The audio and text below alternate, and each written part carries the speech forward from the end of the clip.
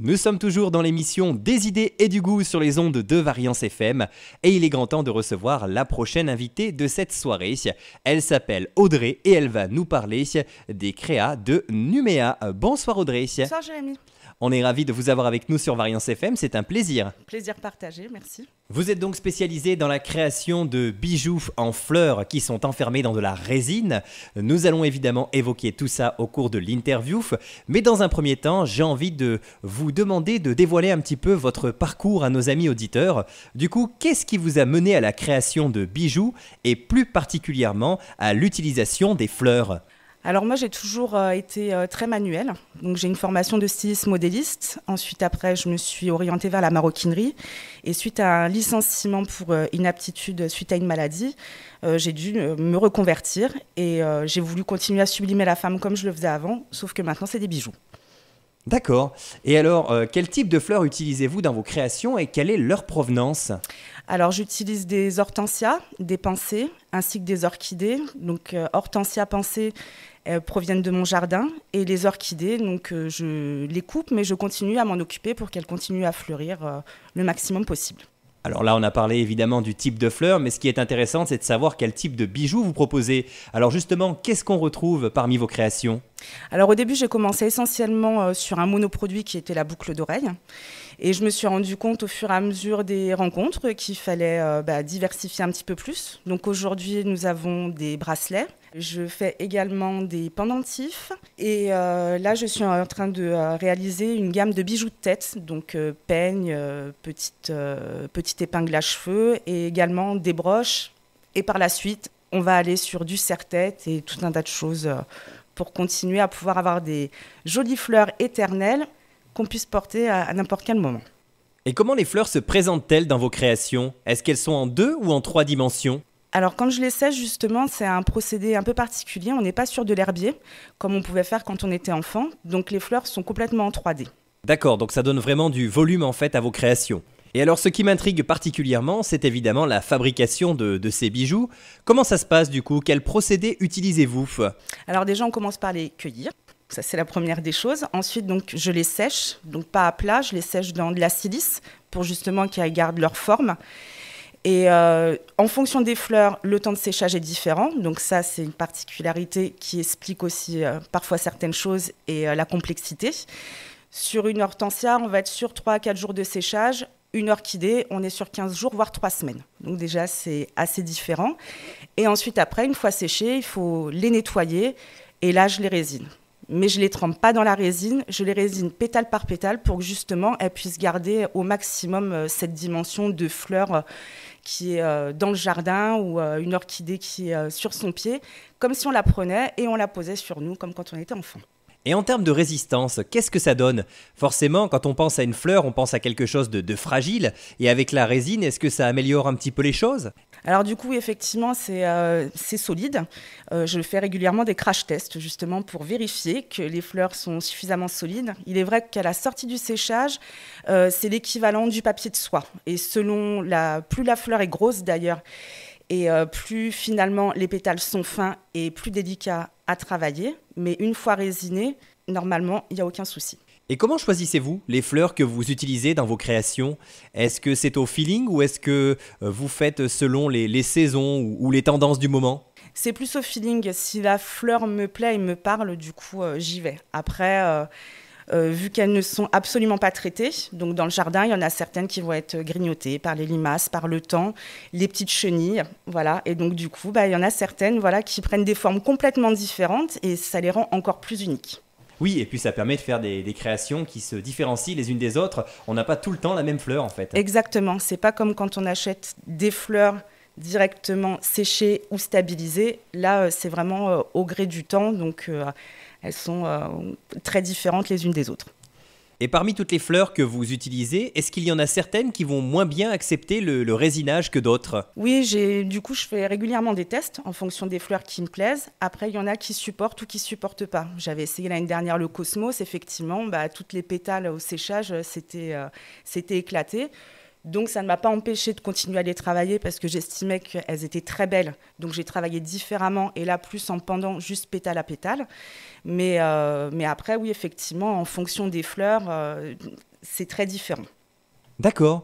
Et est-ce que vous arrivez à garder la fleur dans son entièreté lorsque vous faites certaines créations? Ou est-ce que parfois vous avez des petits soucis et vous êtes obligé de réassembler certains pétales?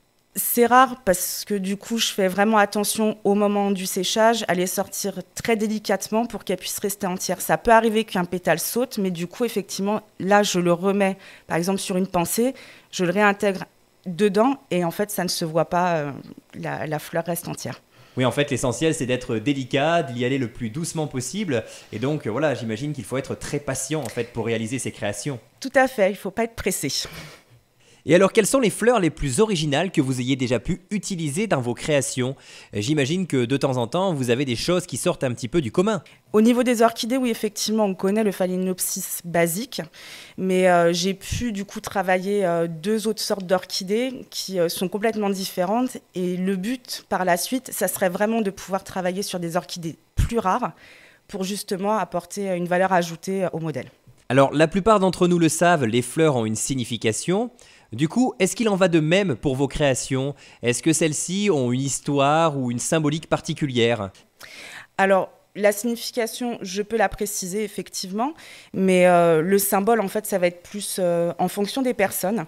J'ai pu avoir une de mes voisines qui m'a offert des hortensias qu'elle avait dans son jardin, et par la suite, j'ai réalisé des bijoux pour toutes ses belles-sœurs, puisque c'était sa belle-mère qui avait planté les hortensias à l'époque, et donc ça leur a fait un souvenir. D'accord, donc en fait, ce sont les gens qui vous apportent leur histoire et vous en faites quelque chose par la suite. Tout à fait, exactement. Donc en fait, on peut venir sans problème vous proposer un projet et vous pouvez nous le réaliser selon nos envies. Oui, exactement.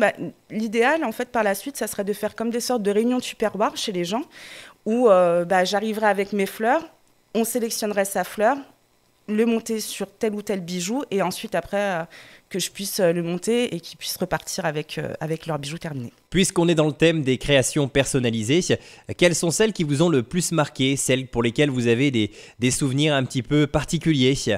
J'ai une de mes voisines qui est décédée récemment et je lui ai créé du coup une sorte de pierre, donc à base de rondelles de bois, et justement j'ai mis des fleurs dessus pour lui mettre un petit qu'elle puisse partir avec un petit morceau de moi.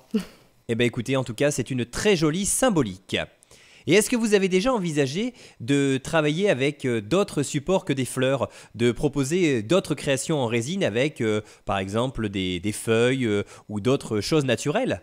Alors j'ai essayé avec les feuilles, donc en fonction des feuilles effectivement c'est différent, mais vu que j'essaye de développer la gamme justement au niveau des bijoux de cheveux, des bijoux de tête, sur des barrettes, des choses comme ça, je sais que ça va être intéressant de pouvoir le travailler, notamment les feuilles pour avoir plus de profondeur, pour donner du volume. Donc effectivement oui, les feuilles c'est en cours, c'est dans les tuyaux.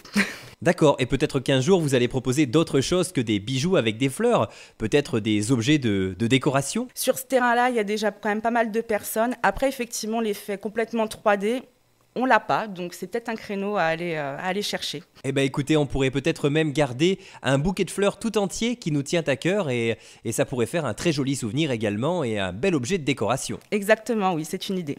Bon, en attendant, l'essentiel, c'est qu'on peut transformer vos fleurs en bijoux et ça fait déjà un chouette cadeau à offrir. Eh bien, écoutez, en tout cas, Audrey, on était ravis de vous avoir avec nous. Avant de vous laisser, j'ai une dernière question à vous poser qui a toute son importance. Où peut-on vous retrouver? Est-ce que vous avez une page Facebook, un site internet, peut-être même des lieux dans lesquels on pourra vous retrouver dans les prochains jours? Alors, pour le moment, le site internet est dans les tuyaux. Parce que je fais tout toute seule, donc le temps de prendre les photos, faire la mise en page, c'est un petit peu long. Mais on peut toujours me contacter sur Facebook et Instagram, sur les créas de Numéa. Et ensuite, on peut me retrouver à Vic-le-Comte les 5 et 6 octobre pour Un jour en Renaissance, les 26 et 27 octobre à Vichy au Vintage Retro Gaming, la fête des sorcières le 1er novembre à Châteldon, ainsi que la fête de l'arbre et de la nature le 24 novembre à Pont-du-Château. Eh bien, ça fait pas mal de dates locales dans lesquelles vous pourrez retrouver Audrey. Merci en tout cas, Audrey, d'avoir été avec nous. C'était un plaisir de vous recevoir en studio. Vos créations sont vraiment très chouettes. Vous ne l'avez pas précisé tout à l'heure, c'est vrai, mais ces créations sont entières, hein. On a vraiment la fleur en elle-même. On n'a pas de trou également dans celle-ci, puisque vous rajoutez la partie métallique du bijou juste derrière la fleur sans la percer. Et ça, c'est franchement très chouette. Et vraiment, je tiens encore une fois à vous féliciter pour votre travail, parce qu'on a vraiment quelque chose de magnifique. Merci pour l'accueil et très bonne soirée. Très belle soirée à vous également, et sur Variance FM, on va continuer avec un petit peu de variété française et on va se retrouver d'ici quelques instants avec la dernière créatrice de cette soirée.